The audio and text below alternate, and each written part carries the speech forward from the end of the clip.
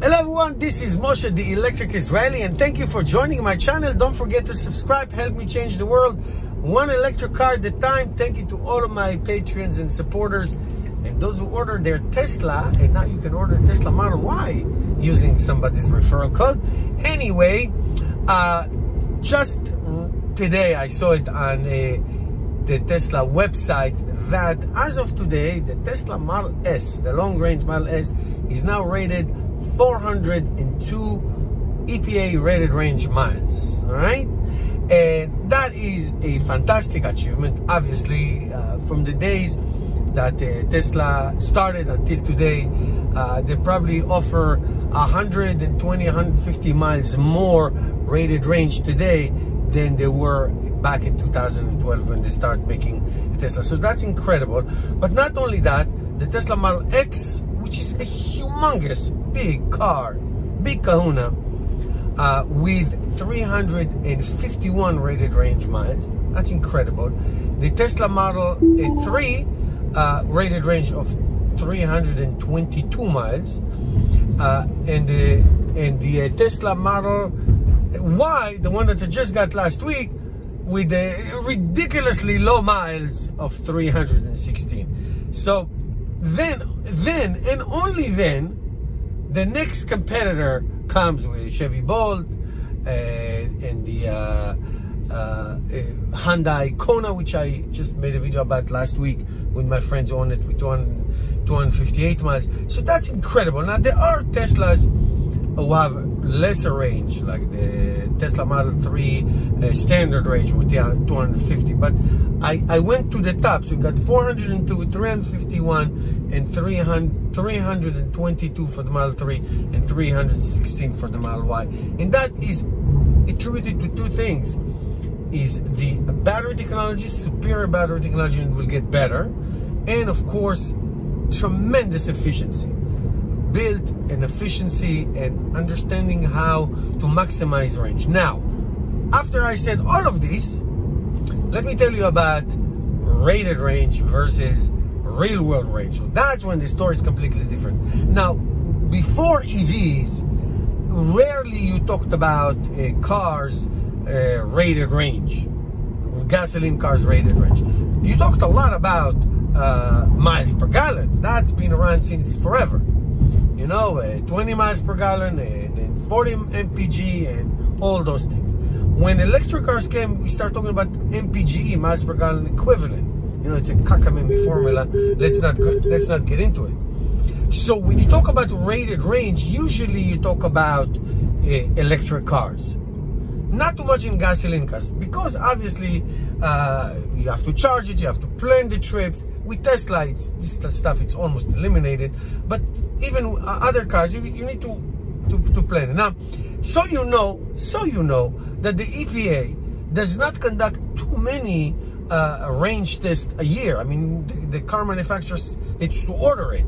Okay, and there was a little dispute between Tesla and the EPA about the rated range of the Tesla Model S, which Elon claimed it was left open. Doesn't matter. Let's not go into that. So it doesn't happen a lot, but when it does, you usually refer to electric cars. That's when you refer to. But that's rated range. That's in certain conditions, and it's a route that they take, and it's like, I will call it, the best way to explain it, it's like in the perfect world, yes, the range is 402 miles in the perfect world. But we don't live in a perfect world, and usually real world range is less, and sometimes significantly less. Okay, significantly less. So obviously, depending on speed, elevation, climate control system, passengers in your car. Okay, passengers in your car, and how much they weigh. Are they adults or the kids?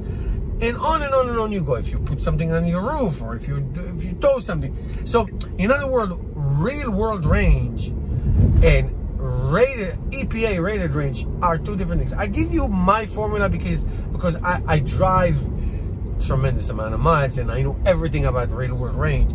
I give you the formula. Basically, in the summertime, summer I mean 70 degrees and up, 70 to 90 degrees and up, when you use all the instruments and you drive highways and all that stuff and speed and all that stuff, you're probably going to get 10% less than what it says. So if you charge it to all the way, it says 400 miles, you'll get 10% less than that.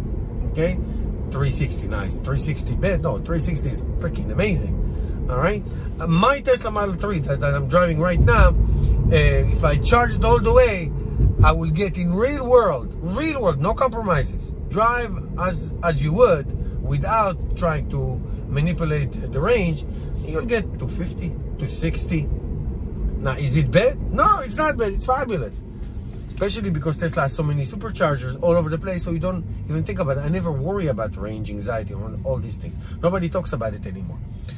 So, in the winter time, now you're talking 20 to even 50% range loss, depending on the temperature. Because heating the cabin, it is a big thing. Now, by the way, it's the same thing with gasoline cars. Your MPG in a regular gasoline cars will be much different in the winter than in the summer. In the summer, your MPG will be much higher per gallon than in the winter. There is no difference with electric cars. Now, Teslas, after I said all of this, Teslas, their battery cooling management and their efficiency and their aerodynamic and their technology and all that will give you really the maximum.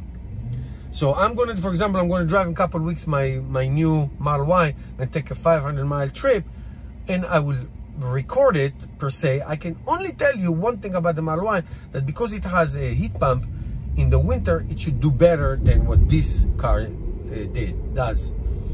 All right, so understand the difference between rated range, EPA range, and real world range. However, the bigger the battery, the bigger the rated range, the better, the bigger the real world range you get. That's the bottom line. So 100 kilowatt hour battery will give you better performance in real world miles than 75, which this car has. You got the point. Same idea. Depending on your gas tank, the bigger it is, the more gasoline you put, the more miles you're going to get. Okay, guys, that's it. Hopefully this was helpful. Thank you for watching. See you guys tomorrow.